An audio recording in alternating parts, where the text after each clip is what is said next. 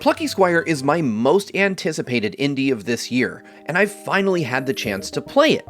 Not only that, but I was able to do so in the comfort of my own home. Devolver sent me a demo build a couple of weeks ago, amounting to about half of the final product. It's a charming game, developed by All Possible Futures, a relatively new studio, co-founded by Jonathan Biddle and James Turner. Pokemon fans will be familiar with Turner's work, as he designed Pokemon for numerous games in the series and was the art director for both Sword and Shield. After seeing trailers and reading impressions from other outlets, I was excited to finally dive into the Plucky Squire for myself to find out if it could live up to the hype. The game opens on a book in a child's bedroom that flips open to reveal Jot, the hero of the story. Jot is an adventurer, not too dissimilar to Link. He travels the land of Mojo, sword in hand, on a quest to defeat the evil wizard, Humgrump. It's a pretty standard hero saves world affair, but its charm lies in its presentation.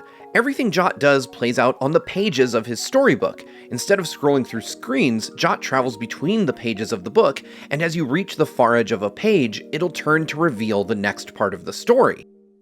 The Plucky Squire's presentation is easily its most unique and identifiable trait. In between gameplay segments, short narrated cutscenes would pop up. Now this looked really quite precarious.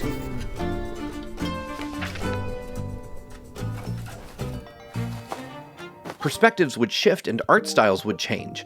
One page may be top-down, another a side-scrolling platforming section, and another a dark cave printed on black paper with Jot as a silhouette against blots of blue as words appear on the page to let you know you're headed in the right direction. Just look at the way these boulders roll off the edge of the book and pop out of the bottom of the page as 3D models. That's so cool! Inside those pages, the game plays remarkably like early Zelda games. Jot can walk in all four cardinal directions and swing his sword to take down enemies and mow down shrubs, but he does have a couple of tricks that are all his own. He can jump, roll, and combine both to do a front flip of sorts in midair. The similarities between the Plucky Squire and those classic Zelda titles means that if you've played any of Link's early adventures, you're going to feel at home right away. There are some key differences, however. Enemies advance a bit quicker in the Plucky Squire, meaning you'll need to utilize Jot's roll to stay out of harm's way. In Adventure Mode, each hit you take will reduce your life by one segment. If you're playing in the less challenging Story Mode, which reduces the amount of enemies as well as their HP, it'll take 2 hits to drop your life a bit. I didn't find any instances that made me fear I'd lose in the first half of the game, but I can see how less experienced players might find it a bit more challenging. And you can cut through those challenges by purchasing upgrades.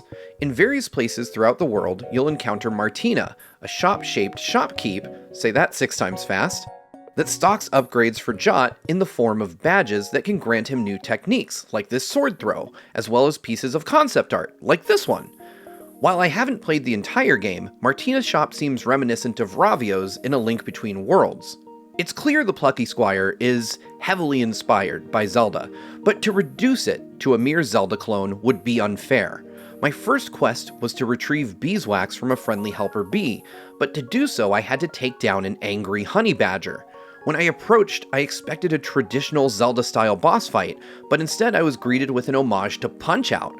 Jot became unexpectedly shredded, and I punched the beast into submission. Each boss fight I encountered in the game carried a unique mechanic with it, from a turn-based battle inside a trading card to a shooting gallery with a bow and arrow. The Plucky Squire borrows from some of Nintendo's greatest hits, but it does so in a way that makes it all its own. There are, of course, also mechanics that aren't part of the Big N's repertoire. Among my favorites is Jot's ability to manipulate the words in his story. It's a mechanic that reminds me of the 2019 indie hit Baba Is You. Jot can rearrange the words in his book to change conditions all around him, from simple things such as opening a gate to changing a scene from a forest to ruins and back again. This wordplay mechanic only gets more complex the further you get into the game, and I love it. Roughly halfway through my time with the demo, the Plucky Squire's core mechanic emerged. During a face-off with Humgrump, Jot gets banished from the storybook, sending him flying out of the pages and into the real world. The transition from 2D to 3D gameplay is one of the coolest effects I've seen in ages, and the 3D graphics are pretty impressive. When I played outside the book, I felt like I was in control of a Pixar short. Jot is just as cute in 3 dimensions as he is in 2, and there's something about playing a mini character in a normal-sized world that I've always found captivating. With no weapons and seemingly no way home, I had to run, jump, and sneak my way through a new fully 3D environment to find a way back into the book.